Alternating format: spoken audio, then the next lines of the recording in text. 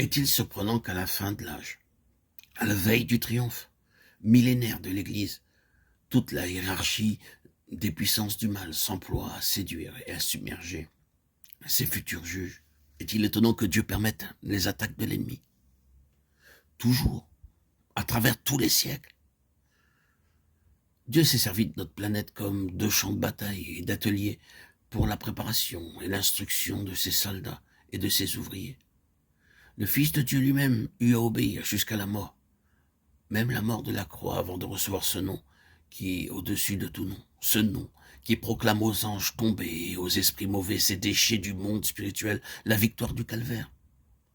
Tout membre du corps de Christ, tout racheté destiné à régner avec lui et à prendre part avec lui au jugement des anges tombés, doit donc, durant son séjour sur la terre, apprendre à remporter la victoire. Non seulement la victoire sur le péché, mais une victoire toute personnelle. Aussi la victoire sur toutes les vipères de l'enfer qu'il doit fouler aux pieds au nom du vainqueur.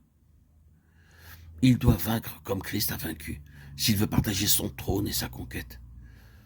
Christ a ouvert le chemin, les rachetés doivent suivre ses traces. Il a connu au calvaire l'heure et la puissance des ténèbres. Il l'a traversé et en est sorti victorieux. Unis à lui en esprit, nous aussi, ces rachetés, nous devons traverser cette atmosphère ténébreuse saturée des légions du mal, pour arriver à notre place de victoire et de triomphe en lui. Les légions des ténèbres livrent actuellement leur assaut final à l'Église. Aucun membre vivant du corps mystique de Christ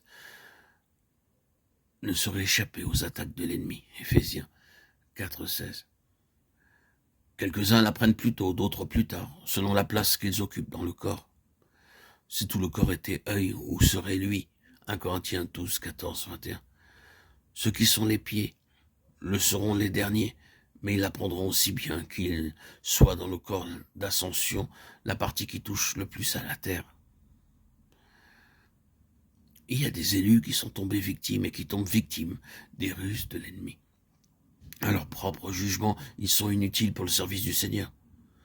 Toutefois, lorsqu'ils discernent que tous les pièges où ils sont tombés peuvent se transformer en autant de degrés de victoire, et qu'ils comprennent que leurs expériences peuvent servir à la délivrance des victimes de l'ennemi, ils se lèvent à nouveau et deviennent les yeux du corps de Christ. Ils le guident et lui ouvrent le chemin à travers les légions hostiles du prince des ténèbres dans les lieux célestes. Alors ce que Satan avait pensé en mal devient l'occasion d'un glorieux affranchissement, et il rend témoignage à la sagesse infiniment diverse de Dieu devant les hommes, des principautés et les puissances. Éphésiens 3,10. Satan et ses légions peuvent espérer reculer le moment du jugement qui doit fondre sur eux. Mais les plans de Dieu sont immuables. Ses desseins s'accompliront.